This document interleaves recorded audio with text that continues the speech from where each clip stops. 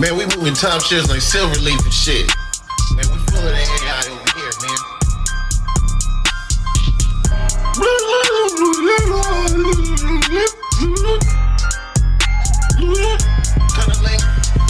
Voila!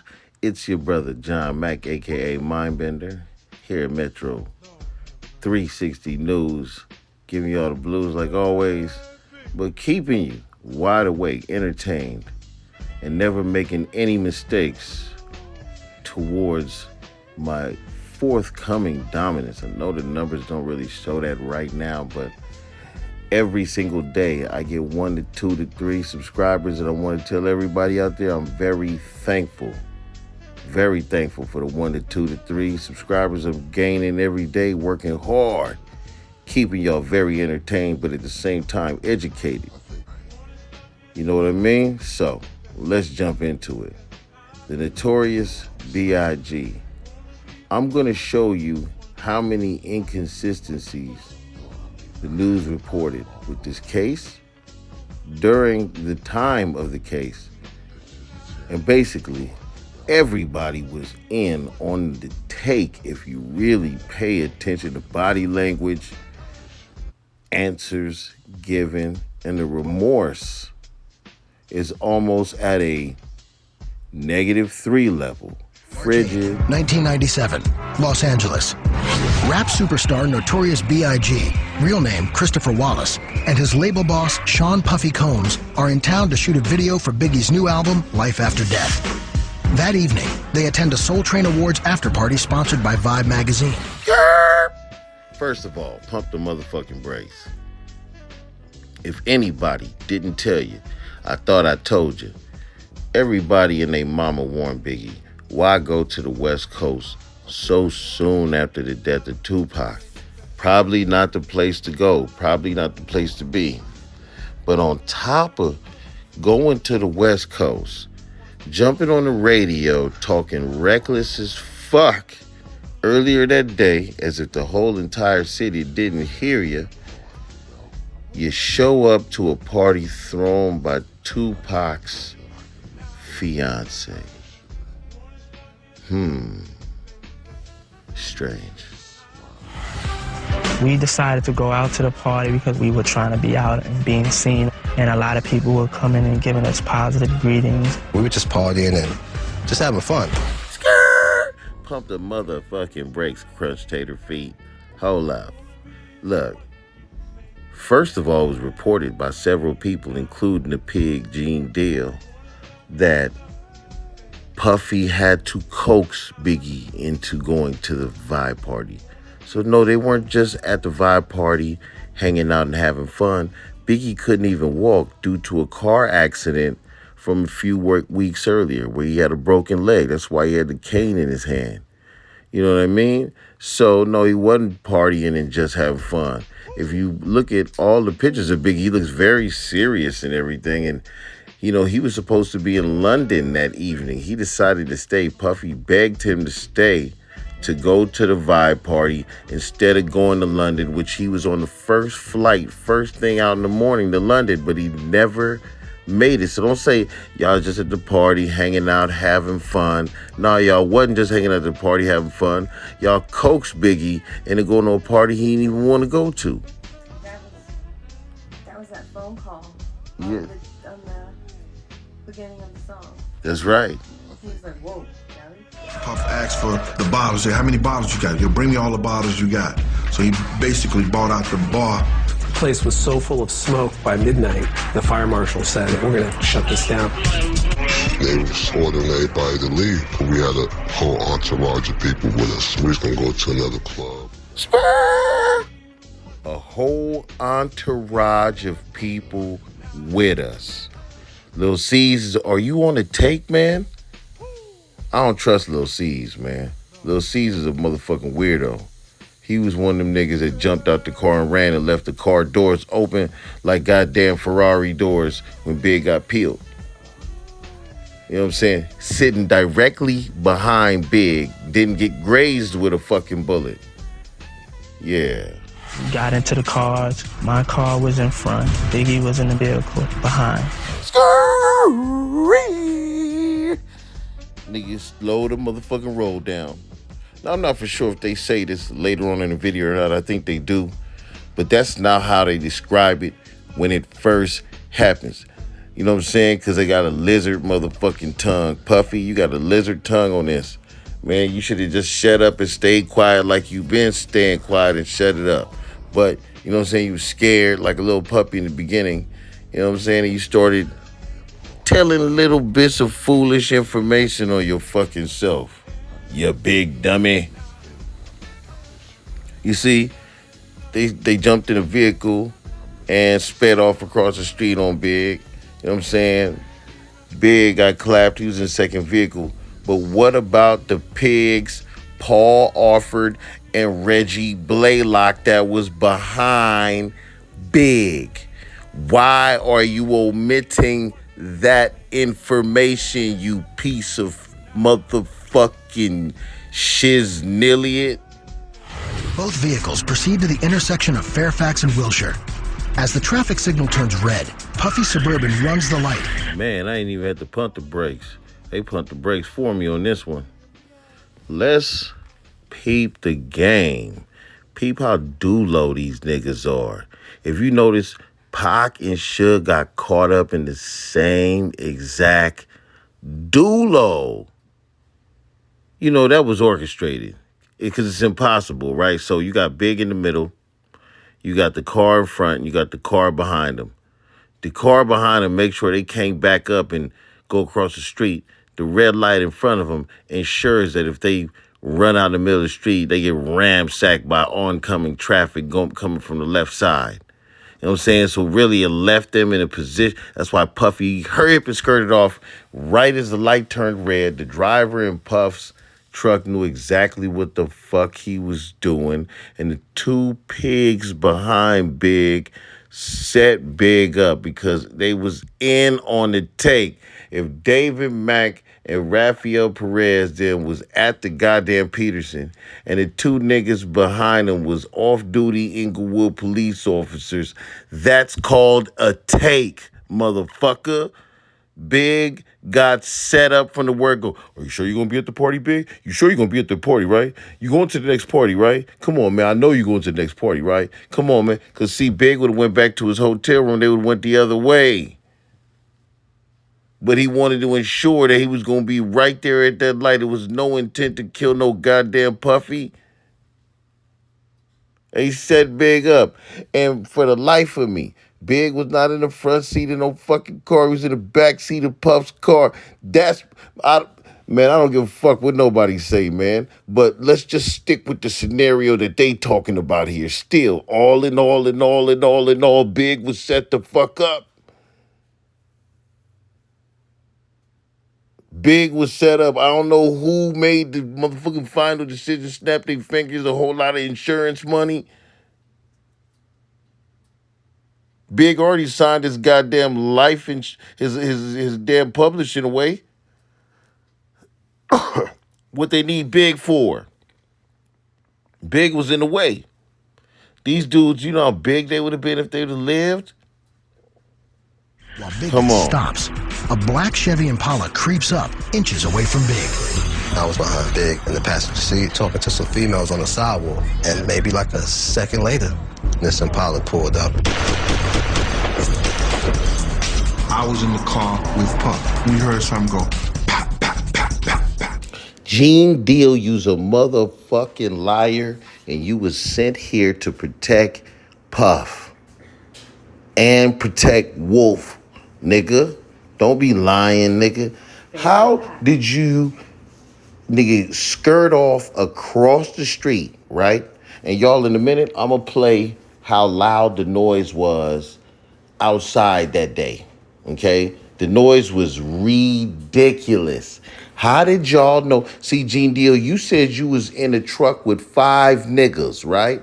5 dudes. You said you was cramped, your big 6'6" ass was cramped up in the back with 3 dudes while Puff sat in the front and the other driver sat in the front, right? So you skirted off across the motherfucking street as fast as you could, and with all the loud noise and commotion at the Peterson that night, y'all still able to hear pop, pop, pop, pop, pop, pop, pop, And notice behind you as if you was turning your neck, ironically, at the same time the shots went off, that Big and them was being shot, nigga. Get the fuck out of here, you piece of lying shit. Somebody got shot.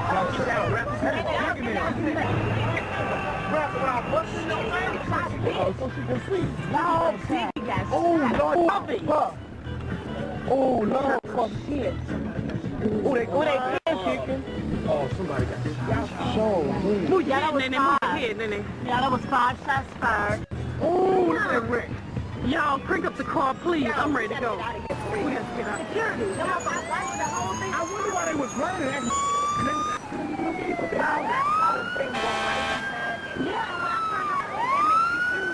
Everybody in the car ducked down. We were screaming, they shooting that Big. We viewed around, we see the killer turn the corner. We parked directly in front of Big's car. I had jumped out, and I had ran to the car. I opened up the door, and I was trying to talk to him. Big just leaned over the car with his eyes kind of open. He just had this look on his face like, can you believe it? Like, these got me. While Puffy stays behind with Big, the other SUV speeds off after the killer. Me and Tone, another guy who was rolling with us, took after the guy. He was going down Wilshire Boulevard. Man, it's a cold shot, man. That's a cold motherfucking shot. I'm gonna say this like, in all respect, rest in peace, Christopher Wallace. Because what I'm about to say here is very crucial to this story that I'm trying to bring full understanding to. At the point where they had enough time after Big was shot to turn a giant SUV around like a Suburban and come back across the street with all those sirens you hear in the background. None of those sirens were for Big. Those sirens were because they were clearing out the Peterson. And they were concerned about their building. They weren't concerned about that man being shot because not one police officer rendered aid. But what I want to say about that is behind Biggie was another Suburban, a third one, man, that they keep just omitting out of the story. And in that vehicle, there was two pigs named Paul Alford and Reggie Blaylock.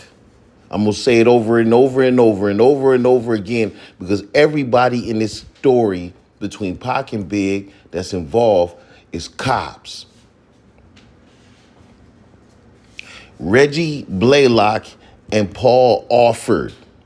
The same Paul Alford who was there when Puffy stumped out Steve Stott. They beat the shit out of him and intimidated the fuck out of that man, bro. So now listen what I'm saying. After Biggie was shot, even the people with the camera knew he was shot, right? Eugene Deal, you fucking pig. You're a trained police officer and probation officer and bodyguard, security guard with licenses up the wazoo. Plus, you was a college boy. Why wouldn't you tell them, go call all those sirens behind you? Why wouldn't you tell them, go get the police, go get the paramedics? Don't move Big. That could be crucial. Moving his body could kill him. Y'all helped lift him out the goddamn truck? Or you took 6 people? Y'all probably made the bullets travel further. Why wouldn't you get professional help for Big right there and then with all those sirens, police chief, fire chief, everybody right there, man? Why didn't the 2 pigs that work for the Inglewood Police Department render aid to the notorious B.I.G., man? Puffy, you said you was standing right there asking him questions like, man, are you all right? And he wouldn't say nothing and it just didn't feel right. Are you sure that's what you were saying to him? Or was you saying something like, that shit you said on the long kiss goodnight at the end? I wonder. And he was gunning it. Tone's a maniac in driving, but every time he get to like 90, the car would go all the way back down because it had some kind of government chip on that particular Suburban. For safety reasons, Suburbans from 1995 to 1998 included a mandatory chip that would automatically reduce speed when the vehicle exceeded 90 miles per hour. A valve connected to the fuel pump closes, cutting gas flow to the engine, slowing the car down. Gene Deal, you are such a liar, man. You are such a liar, bro. You're a terrible police officer on top of that. But you're telling me that you had 2 off-duty Los Angeles police officers working for you, and the off-duty NYPD officer chases after the culprit? Make me understand that. Make me understand why you and Tone chased after the Impala and not the 2 off-duty police officers, Paul Alford and Reggie Blaylock.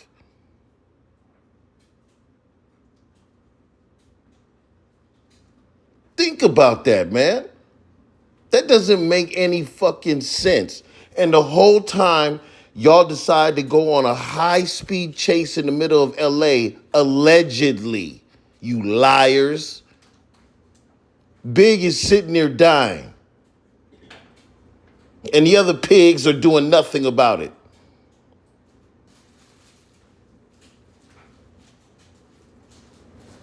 And this is before y'all decide to even take off and go think about getting him to the hospital. Lil C's said Big looked at him like, shit, he got me. Puffy said he wasn't responsive and he wasn't saying any words. And Gene Deal said when they helped him out the truck, he could smell that Big defecated on himself, which means that Big was already dead. Y'all bled that man out. Y'all bled that man out. Y'all set that man up and y'all bled him out, man.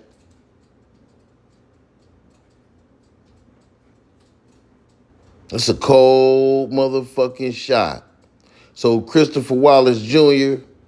and Tiana, your father wasn't just murdered, he was set up and murdered. By who? I don't know. I can't point the finger, but somebody in that entourage. Did they make a left? He got out of our sight, and we didn't have a chance. That was real frustrating. So we went back to the scene of the shooting. As Puffy's bodyguards give up the chase, a 911 call is made at 12:49 a.m. Police dispatch sends out an emergency call. Shots fired. Reported at 6060 Wilshire Boulevard. All units in the area respond. Skirt! Okay, so now the police have been called. 4 minutes just went by. It's 12:49. Right? And then the pig Gene Deal comes back to the scene. The other 2 off-duty pigs, Paul Alford and Reggie Blaylock of the Inglewood Police Department, don't remind Puffy or Gene Deal or anybody else that leaving the scene of a crime is a felony. You hear me? Leaving the scene of a crime is a felony. So tell me this. Was anybody charged with that felony? I bet you the cops got y'all off of that one. Because they were in on the take. Man, y'all is a piece of work, man. When we get back to Big's car, we decide we're gonna take him to the hospital. We ran every light, jumping on the curb, sidewalks. We was trying the quickest way to get him to the hospital. I was talking to him, but I wasn't hearing anything. He wasn't saying anything. So we get to the hospital. I jump out the car. The gurney comes. That guy needs some help here. Everybody helped to pick him up and got him on a stretcher. Took like 6, 7 dudes to get him out the car. And when we got him out the car, he wasn't bleeding at all. Hold the gurney, hold the gurney. Biggie's upper torso has been penetrated by 4 bullets. Despite massive internal damage, he isn't bleeding externally. 390 pounds, Big has extra fat tissue that pushes down on the bullets and traps blood inside the chest wall. Doctors rush Biggie into surgery. He has no vital signs as they attempt to resuscitate him. The doctors administered fluids, they administered blood, they opened his chest to be able to do some open cardiac massage to see if they were able to give him a chance to survive. Doctors do everything they can, but at 1:15 a.m., Christopher Wallace is pronounced dead. Heart keeps taking roller coaster. DJ Cause Payne I get my heart up off the floor, And my devotion is the sweetest notion. Cause I keep on ready to give him more. Oh, I gotta have faith. I said I gotta have faith. I gotta have faith, the faith, the faith. I gotta have faith, the faith, the faith. Oh, lady, I want you to know that lyrical flows and that my format is dedicated to you. Oh, lady, you know that my rhymes are floating, overload with the sweet devotion. And you know to me,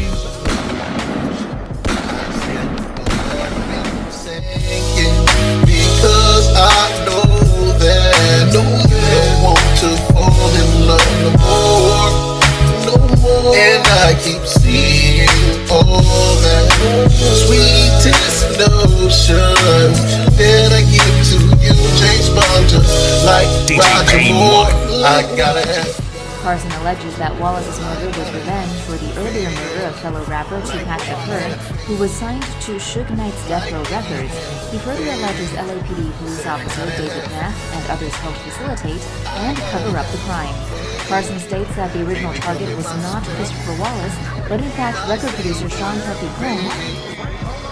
Rapper Christopher Wallace, or Biggie Smalls, was murdered by a gunman hired by Death Row Records founder Marion Suge Knight, according to a former FBI agent who has spoken to the New York Post.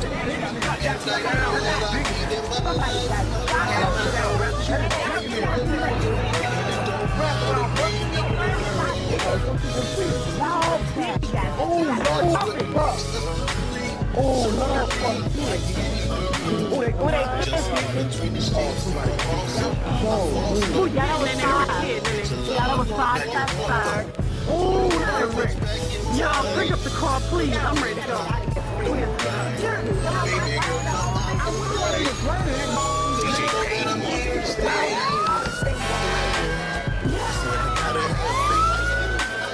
I said I gotta have faith, faith. I gotta have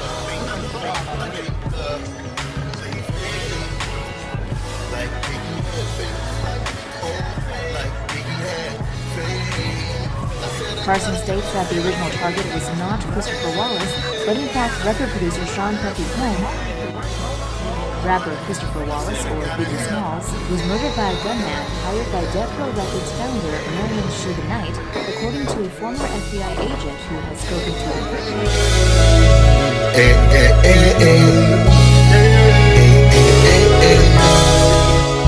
Dedicated to George Michael. Wallace was gunned down on March 9, 1997, when his SUV stopped at a red light on the corner of Fairfax Avenue and Wilshire Boulevard in Los Angeles, but the crime remains officially unsolved, according to the Los Angeles Times. Now, former FBI agent Phil Carson, who worked on the case for 2 years, has told the New York Post the murder was carried out by Nation of Islam convert Amir Mohammed with the help of corrupt Los Angeles police officers.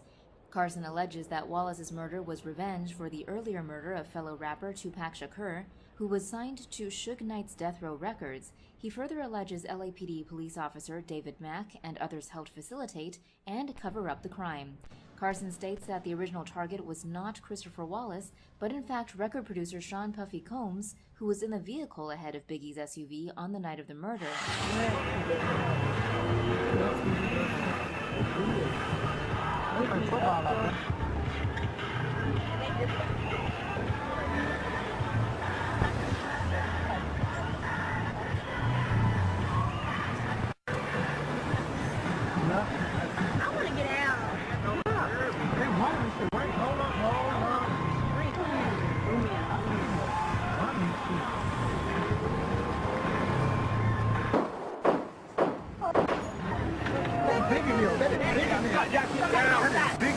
Somebody got shot.